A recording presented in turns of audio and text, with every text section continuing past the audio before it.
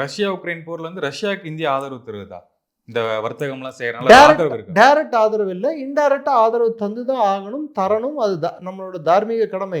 America வந்து யுக்ரைனுக்கு ஆதரவு கொடுக்கும்போது இந்தியா ஏன் ரஷ்யாவுக்கு ஆதரவு கொடுக்க கூடாது? நம்மளோட எல்லா பிரச்சனைகளோடையும் தோளுக்கு தோளாக துணை நின்ற ரஷ்யா நம்ம நம்பணுமா, இல்ல ஒரு பக்கம் நம்ம கூட இருக்கிற மாதிரியே நம்மளுக்கு குடிபறிக்கிற அமெரிக்காவை நம்பணுமா? ரஷ்யா நம்பலாம். Mind will always say America, but heart will say always Russia.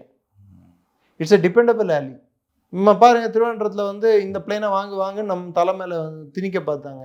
அது திருவனந்தபுரத்தில் வந்து அது நாள் கணக்காக அது சும்மா உட்காந்துருக்கு அந்த பிளேனு.